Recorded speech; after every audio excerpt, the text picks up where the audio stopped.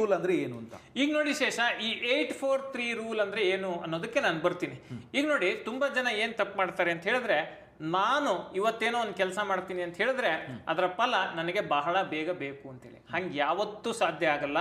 ಹಣ ಬೆಳೆಸೋದು ಕೂಡ ಒಂದು ಪ್ರಕ್ರಿಯೆ, ಅದಕ್ಕೆ ಟೈಮ್ ಬೇಕು, ಸಮಯವನ್ನು ಕೊಡಬೇಕು. ಈಗ ನೋಡಿ, ನಾವು ಇವತ್ತು ಒಂದು ತೆಂಗಿನ ಗಿಡವನ್ನು ನೆಡ್ತೀವಿ.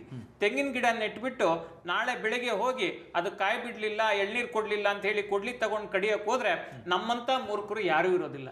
ಸೊ ಅದಕ್ಕೆ ಏನು ವಿಚಾರ ಮಾಡಬೇಕಪ್ಪ ಅಂತ ಹೇಳಿದ್ರೆ, ಈಗ ಹೇಗೆ ಒಂದು ತೆಂಗಿನ ಗಿಡ ಕಲ್ಪವೃಕ್ಷವಾಗಿ ನಮಗೆ ಬೇರೆ ಬೇರೆ ಅನುಕೂಲಗಳನ್ನು ಮಾಡಬೇಕು ಅಂದರೆ ಸಮಯ ಬೇಕೋ, ನಮ್ಮ ಹೂಡಿಕೆಯಲ್ಲೂ ಕೂಡ ಹೂಡಿಕೆಯ ಕಲ್ಪವೃಕ್ಷ ಆಗಲಿಕ್ಕೆ ಸಮಯ ಬೇಕು ಅನ್ನೋದನ್ನ ಈ 843 ರೂಲ್ ಹೇಳುತ್ತೆ.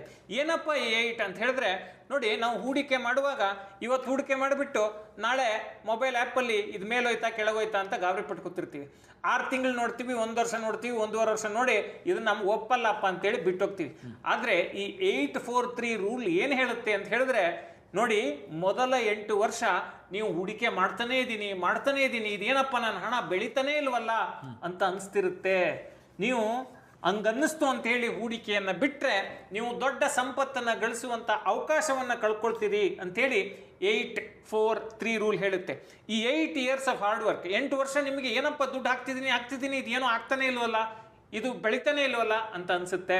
ಆದರೆ ನೆನ್ಪಿಟ್ಕೊಳ್ಳಿ, ಈ ನಿಯಮ ಹೇಳುತ್ತೆ, ಅದ್ರ ಬಗ್ಗೆ ವಿಚಾರ ಮಾಡಬೇಡಿ, ಹೂಡಿಕೆಯನ್ನು ಮುಂದುವರಿಸಿ.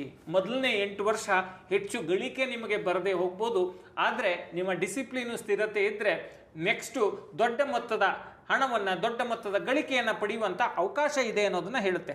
8 ಅಂತ ಹೇಳಿದ್ರೆ ಮೊದಲ 8 ವರ್ಷ. ಇದೊಂದು ರೀತಿ ನೀವು ಹೆಂಗೆ ಹೇಳ್ಬೋದು ಅಂದರೆ, ಮರ ಬೇರು ಬಿಡುವಂತಹ, ಗಟ್ಟಿಯಾಗಿ ನಿಲ್ಲುವಂತಹ ಸಮಯ ಇದು ಅಂತೇಳಿ ಅನ್ಕೋಬೋದು. ನೀವು ಹೂಡಿಕೆಯನ್ನು ಈ ರೀತಿ ಅರ್ಥೈಸ್ಕೋಬೋದು. ನಂತರದ 4 ವರ್ಷ ಬುಡ ಗಟ್ಟಿಯಾಗುತ್ತೆ, ಹೆಮ್ಮರವಾಗಿ ಬೆಳೆಯುತ್ತೆ. ಆದರೆ ಇದೇನಪ್ಪ ಅಂತ ಹೇಳಿದ್ರೆ, ನೀವು ಹೂಡಿಕೆ ಮಾಡಿದ್ದಕ್ಕಿಂತ ನಿಮ್ಮ ಗಳಿಕೆ ಜಾಸ್ತಿ ಆಗ್ತಾ ಹೋಗುತ್ತೆ. ಅಂದರೆ ನೀವು 1 ಲಕ್ಷ ರೂಪಾಯಿ ಹೂಡಿಕೆ ಮಾಡಿದ್ದೀರಿ ಅಂತ ಹೇಳಿದ್ರೆ ನಿಮ್ಮ ಗಳಿಕೆನೇ 1.25 ಲಕ್ಷ ರೂಪಾಯಿ ಇರುತ್ತೆ. ಅಂದರೆ ನೀವು ಹೂಡಿಕೆ ಮಾಡಿದ ಮೊತ್ತಕ್ಕಿಂತ ಗಳಿಕೆ ಮೊತ್ತ ಜಾಸ್ತಿ ಇರುತ್ತೆ ಮುಂದಿನ 4 ವರ್ಷದಲ್ಲಿ. ಇದು ನೋಡಿ, ಕಡೆಯ 3 ವರ್ಷ ಇದೆಯಲ್ಲ, ಈ ಸಂದರ್ಭದಲ್ಲಿ ಹಣ ಅತ್ಯಂತ ವೇಗವಾಗಿ ಬೆಳೆಯುತ್ತೆ. ಮೊದಲ 8 ವರ್ಷ ಏನೂ ನಿಮಗೆ ಬೆಳವಣಿಗೆ ಕಾಣಿಸಲ್ಲ, ಸುಮ್ಮನೆ ಏನೋ ಒಂದಿಷ್ಟು ಗ್ರೋತ್ ಆಗ್ತಿದೆ ಅಂತ ಅನಿಸುತ್ತೆ. ನಂತರದ 4 ವರ್ಷದಲ್ಲಿ ನೀವು ಹೂಡಿಕೆ ಮಾಡಿದ್ದಕ್ಕಿಂತ ಹೆಚ್ಚು ಗಳಿಕೆ ಕಾಣಿಸ್ಲಿಕ್ಕೆ ಶುರು ಆಗುತ್ತೆ. ನಂತರದ 3 ವರ್ಷದಲ್ಲಿ ನಿಮ್ಮ ಹಣ ಮಲ್ಟಿಫೋಲ್ಡ್ ಬೆಳಿಲಿಕ್ಕೆ ಅವಕಾಶ ಆಗುತ್ತೆ ಈ ರೂಲ್ನ ಪ್ರಕಾರ. ಈಗ ನೋಡಿ, ಈ 3ನೇ ಹಂತದಲ್ಲಿ ನೀವು ಎಷ್ಟು ಹಣ ಹಾಕ್ತಿದ್ದೀರಲ್ಲ, ಅದಕ್ಕಿಂತ ವೇಗವಾಗಿ ನಿಮ್ಮ ಬಡ್ಡಿ ಹಣ ಬೆಳಿಲಿಕ್ಕೆ ಶುರು ಆಗುತ್ತೆ. ಇದೆಲ್ಲದಕ್ಕೂ ದೊಡ್ಡ ಮೊತ್ತ ಬೇಕಾ? ಏನು ಸಾಧ್ಯನಾ? ಇದು ಮಧ್ಯಮ ವರ್ಗದವರು, ಬಡವರ್ಗದವರಿಗೆ ಇದು ಮಾಡ್ಲಿಕ್ಕೆ ಸಾಧ್ಯನಾ ಅಂತ ಕೇಳಿದ್ರೆ, 5,000 ರೂಪಾಯಿಂದ ಶುರು ಮಾಡಿ ಕೂಡ ಇಷ್ಟು ದೊಡ್ಡ ಮೊತ್ತವನ್ನು, ಕೋಟಿಯನ್ನು ಗಳಿಸ್ಕೊಳ್ಳಿಕ್ಕೆ ಸಾಧ್ಯ ಇದೆ. ಅದು ಹೇಗೆ ಅನ್ನೋದನ್ನ ಮುಂದಿನ ಹಂತದಲ್ಲಿ ಮಾತಾಡೋಣ. ಪ್ರಾಕ್ಟಿಕಲ್ ಆಗಿ ಟೇಬಲ್ ಮೂಲಕ ನಾವು ತೋರಿಸೋಣ ಶೇಷ ಈ 843 ರೂಲನ್ನು. ಮತ್ತೆ ಕೋಟಿಯ ಹಾದಿಯನ್ನು ತಲುಪೋದು ಹೇಗೆ, ಗುರಿಯನ್ನು ಮುಟ್ಟೋದು ಹೇಗೆ, ಪ್ರಾಕ್ಟಿಕಲ್ ಅಂತ ನೀವು ಕೇಳ್ಬೋದು. ಖಂಡಿತವಾಗಿಯೂ ಪ್ರಾಕ್ಟಿಕಲ್ ಆಗಿದೆ, ಅದ್ರ ಬಗ್ಗೆ ಮಾತಾಡೋಣ. ಈಗ 843 ರೂಲ್ ಬಗ್ಗೆ ನೀವು ಇನ್ ಡೀಟೇಲ್ ಆಗಿ ಎಕ್ಸ್ಪ್ಲೈನ್ ಮಾಡಿದ್ರಿ. ಬಟ್ ಈಗ ವೀಕ್ಷಕರಿಗೂ ಕೂಡ ಒಂದು ಡೌಟ್ ಬರೋದಕ್ಕೆ ಶುರು ಆಗಿರುತ್ತೆ. ಹೌದು, ಈ 843 ರೂಲ್ ಅನ್ನ ಯೂಸ್ ಮಾಡಿ 5,000 ರೂಪಾಯಿ ಇನ್ವೆಸ್ಟ್ ಮಾಡಿ ಅದರಿಂದ ದೊಡ್ಡ ಮೊತ್ತವನ್ನು ಗಳಿಸೋದಕ್ಕೆ ಸಾಧ್ಯನಾ ಅಂತ ಒಂದು ಸ್ವಲ್ಪ ಪ್ರಾಕ್ಟಿಕಲ್ ಆಗಿ ತಿಳಿಸ್ಕೊಡ್ಬೋದಾ? ಈಗ ನೋಡಿ ಶೇಷ, ನೀವು ಕೇಳಿದ್ರಿ 5,000ದಿಂದ ನಾವು ಕೋಟಿ ಹಾದಿಗೆ ತಲುಪೋದಾ ಅಂತ ಹೇಳಿ. ಅದು ಸಾಧ್ಯ ಇದೆ. ಅದು ಹೇಗೆ ಪ್ರಾಕ್ಟಿಕಲ್ ಆಗಿ 843 ರೂಲ್ ಮೂಲಕ ಮಾಡ್ಬೋದು ಅನ್ನೋದನ್ನ ನಾನು ಹೇಳ್ತೀನಿ. ನೋಡಿ, ಯಾಕೆ ಇದು ತುಂಬ ಇಂಪಾರ್ಟೆಂಟು ಅಂತ ಹೇಳಿದ್ರೆ, ತುಂಬ ಜನ ಹೂಡಿಕೆ ಹಾದಿಯಲ್ಲೇ ಎಡುತ್ತಾರೆ. ಬೇಸಿಕ್ ಪರ್ಸನಲ್ ಫಿನಾನ್ಸ್ ಬಗ್ಗೆ ಅವ್ರಿಗೆ ನಾಲೆಡ್ಜೇ ಇರಲ್ಲ.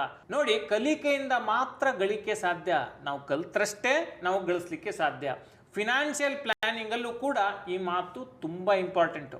ನೀವು ನಿಮ್ಮ ಹಣದ ಮ್ಯಾನೇಜ್ಮೆಂಟನ್ನೇ ನೀವು ಕಲೀಲಿಲ್ಲ ಅಂತ ಹೇಳಿದ್ರೆ ನಿಮ್ಮ ಜೀವನದಲ್ಲಿ ಆರ್ಥಿಕವಾಗಿ ಸಬಲರಾಗಲಿಕ್ಕೆ ಸಾಧ್ಯನೇ ಇಲ್ಲ.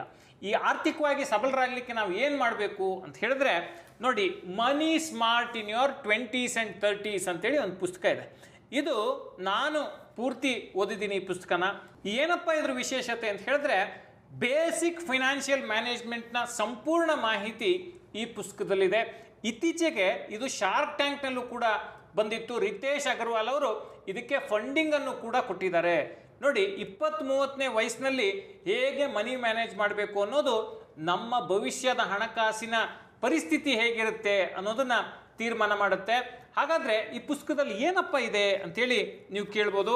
ಯಾರಪ್ಪ ಈ ಪುಸ್ತಕನ ಯೂಸ್ ಮಾಡ್ಬೋದು ಅಂತ ಕೇಳಿದ್ರೆ ನೋಡಿ, business men, white collar, blue collar job ಹೋಲ್ಡರ್ಗಳು, ಪ್ರೊಫೆಷನಲ್ಗಳು, ಮೆಟ್ರೋ ನಗರಗಳಲ್ಲಿ ವಾಸ ಇರೋವಂಥವ್ರು, PhD ಹೋಲ್ಡರ್ಗಳು, ಗ್ರ್ಯಾಜುಯೇಟ್ಗಳು, ಸ್ಕೂಲ್ ಡ್ರಾಪ್ಔಟ್ಗಳು, ಮತ್ತು ನಮ್ಗೆ ತಂದೆ ಅಷ್ಟೇ ಇದ್ದಾರೆ ಅಥವಾ ತಾಯಿ ಅಷ್ಟೇ ಇದ್ದಾರೆ ಅನ್ನೋ ಸಿಂಗಲ್ ಪೇರೆಂಟ್ ಇರೋವಂಥವ್ರು, ಸೋಷಿಯಲ್ ವರ್ಕರ್ಗಳು, ಫಾರ್ಮರು, ಡಾಕ್ಟರು ಅಂದರೆ ರೈತರು, ವೈದ್ಯರು, ಯಾರು ಬೇಕಾದರೂ ಈ ಪುಸ್ತಕವನ್ನು ಯೂಸ್ ಮಾಡ್ಬೋದು. ಮಿಡಲ್ ಕ್ಲಾಸ್ ಅವ್ರಿಗೂ ಕೂಡ ಈ ಪುಸ್ತಕವನ್ನು ನಾನು ಸಜೆಸ್ಟ್ ಮಾಡ್ತೀನಿ. ಯಾಕೆ ಅಂತ ಹೇಳಿದ್ರೆ ಅತ್ಯಂತ ಸರಳ ಭಾಷೆಯಲ್ಲಿ ಈ ಪುಸ್ತಕ ಇದೆ ಮತ್ತು ಪಿಕ್ಟೋರಿಯಲ್ ರೆಪ್ರೆಸೆಂಟೇಷನ್ಗಳಿವೆ. ನೀವು ನೋಡ್ಬೋದು, ಎಲ್ಲವನ್ನ ಬಹಳ ಅದ್ಭುತವಾಗಿ ಗ್ರಾಫಿಕ್ ಹಾಕಿ ನಮಗೆ ತೋರಿಸಿದ್ದಾರೆ. ಹಾಗಾಗಿ ಅರ್ಥ ಮಾಡ್ಕೊಳ್ಳೋದು ಕಷ್ಟ. ಹಣಕಾಸು ನಿರ್ವಹಣೆ, ಕಬ್ಬಿಣದ ಕಡಲೆ, ಅದು ನಮ್ಗೆ ಅರ್ಥ ಆಗಲ್ಲ ಅನ್ನೋರಿಗೆ ಈ ಪುಸ್ತಕ ಕೈ ಹಿಡಿದು ನಡೆಸುತ್ತೆ. ಹಣಕಾಸು ನಿರ್ವಹಣೆಯ ವಿಚಾರದಲ್ಲಿ ಈ ಪುಸ್ತಕವನ್ನು ಖಂಡಿತವಾಗಿಯೂ ನೀವು ಗಣನೆಗೆ ತೆಗೆದುಕೊಳ್ಬೋದು ಅನ್ನೋದು ನನ್ನ ಒಂದು ಭರವಸೆ ಶೇಷ. ಇನ್ನು ನೋಡಿ, ಇದರಲ್ಲಿ first chapter lazy financial plan ಅಂತೇಳಿ ಇದೆ. ಏನಪ್ಪ ಇದು ಅಂತ ಹೇಳಿದ್ರೆ, ಈಗ ಹೂಡಿಕೆಗೆ 10 ಆಪ್ಷನ್ ಇದೆ. ಯಾವುದ್ರಲ್ಲೂ ಹೂಡಿಕೆ ಮಾಡಲಿ? ಡೆಟ್ ಅಂತಿದೆ, ಈಕ್ವಿಟಿ ಅಂತಿದೆ, ಸ್ಟಾಕ್ ಮಾರ್ಕೆಟ್ ಅಂತ ಹೇಳ್ತೀರಿ, ಪೋಸ್ಟ್ ಆಫೀಸ್ ಇನ್ವೆಸ್ಟ್ಮೆಂಟು ಅಂತ ಹೇಳ್ತೀರಿ, ಟ್ಯಾಕ್ಸ್ ಪ್ಲಾನಿಂಗು ಅಂತೀರಿ. ಇದನ್ನೆಲ್ಲ ನಾನು ಅರ್ಥೈಸ್ಕೊಳ್ಳೋದು ಹೇಗೆ ಅನ್ನೋದರ ಒಂದು ಫೌಂಡೇಶನನ್ನು ಈ ಲೇಜಿ ಫಿನಾನ್ಷಿಯಲ್ ಪ್ಲಾನ್ ಕೊಡುತ್ತೆ. ತುಂಬ ಜನ ಇಲ್ಲೇ ಇಡುತ್ತಾರೆ, ಅವ್ರು ರಿಸ್ಕ್ ಏನು ಅಂತ ನೋಡ್ಕೊಳ್ಳಲ್ಲ, ಸೀದಾ ಹೋಗಿ ಯಾವುದೋ ಒಂದು ಕಡೆ ಹೂಡಿಕೆ ಮಾಡ್ತಾರೆ, ಆಮೇಲೆ ಸಮಸ್ಯೆಗೆ ಸಿಕ್ಕಾಕೋತಾರೆ. ಮತ್ತು ನೋಡಿ, ನನ್ನ ಪರ್ಸ್ನಲ್ ಒಂದು ಇಂಟ್ರೆಸ್ಟಿಂಗ್ ಚಾಪ್ಟರ್ ಇದೆ. ನಾನು ಇದನ್ನು ಓದುವಾಗ ನನಗೆ ಹಿಡಿಸಿದ್ದು ನೋಡಿ, ಮ್ಯೂಚುವಲ್ ಫಂಡ್ ಬಗ್ಗೆ ನಾವೀಗ ಮಾತಾಡ್ತಿದ್ವಿ, 843 ರೂಲ್ ಬಗ್ಗೆ. ಅದ್ರ ಪ್ರಕಾರ ಹೋದರೆ ನೋಡಿ, ಈಗ ಪೇಜ್ ನಂಬರ್ 394ಗೆ ಹೋದರೆ ಮ್ಯೂಚುವಲ್ ಫಂಡಲ್ಲಿ ಎಷ್ಟೊಂದು ಆಪ್ಷನ್ಸ್ ಇದೆ. Small cap, mid cap, large cap, ಇದೆಲ್ಲವನ್ನು ನೀವು ಯಾವ ಪ್ರಪೋರ್ಷನಲ್ಲಿ ನಿಮ್ಮ ಪೋರ್ಟ್ಫೋಲಿಯೋದಲ್ಲಿ ಇಟ್ಕೋಬೇಕು, 30% ಇರಬೇಕಾ, 40% ಇರಬೇಕಾ ಅನ್ನೋದ್ರ ಬಗ್ಗೆ ಈ ಮ್ಯೂಚುವಲ್ ಫಂಡ್ ಕ್ಯಾಟಗರಿಗಳು ಮತ್ತು ಅದನ್ನು ಹೇಗೆ ನಿಮ್ಮ ಅಗತ್ಯಕ್ಕೆ ತಕ್ಕಂತೆ ಹೊಂದಿಸ್ಕೋಬೇಕು ಅನ್ನೋದ್ರ ಬಗ್ಗೆ ಇದರಲ್ಲಿ ಮಾಹಿತಿ ಇದೆ. ಮತ್ತು ಡೆಟ್ ಮ್ಯೂಚುವಲ್ ಫಂಡ್ ಅಂತ ನಾನು ಆಗಲೇ ಹೇಳಿದೆ, ಅದರಲ್ಲಿ ನೀವು ಯಾವ ಕ್ಯಾಟಗರಿ ಫಂಡ್ಗಳನ್ನು ಸೆಲೆಕ್ಟ್ ಮಾಡ್ಕೋಬೇಕು ಅನ್ನೋದ್ರ ಬಗ್ಗೆ ಕೂಡ ಇದರಲ್ಲಿ ವಿವರವಾದ ಮಾಹಿತಿ ಇದೆ. ಈಗ ನೀವು ಕೇಳ್ಬೋದು, ಒಂದು ಪೋರ್ಟ್ಫೋಲಿಯೋನ ಹೇಗೆ ಮಾಡೋದು ಅಂತ ಹೇಳಿ. ಇಲ್ಲಿ ನೋಡಿ, ಅದಕ್ಕೂ ಕೂಡ ಒಂದು ಎಕ್ಸಾಂಪಲನ್ನು ಇಲ್ಲಿ ಪೇಜ್ ನಂಬರ್ 402 ಅಲ್ಲಿ ಕೊಟ್ಟಿದ್ದಾರೆ. ಈಗ 70% ಈಕ್ವಿಟಿಯಲ್ಲಿ ಏನಿರಬೇಕು, 30% ಡೆಟ್ಟಲ್ಲಿ ಏನಿರಬೇಕು ಅನ್ನೋದ್ರ ಬಗ್ಗೆ ಇಲ್ಲಿ ಬಹಳ ಡೀಟೇಲ್ ಆದ ಇನ್ಫಾರ್ಮೇಷನ್ ಇದೆ. ಮತ್ತು 403ಗೆ ಹೋದರೆ ನೋಡಿ, expected return of equity, expected return of debt, over all expected return. ಈಗ ನೋಡಿ, ಹೈ ರಿಸ್ಕ್ ಇರೋ ಹೂಡಿಕೆಗಳಲ್ಲಿ ಯಾವ ಗಳಿಕೆಯನ್ನು ನೀವು ನಿರೀಕ್ಷೆ ಮಾಡ್ಬೋದು, ಲೋ ರಿಸ್ಕ್ ಇರುವ ಹೂಡಿಕೆಗಳಲ್ಲಿ ಯಾವ ರೀತಿಯ ಗಳಿಕೆಯನ್ನು ನಿರೀಕ್ಷೆ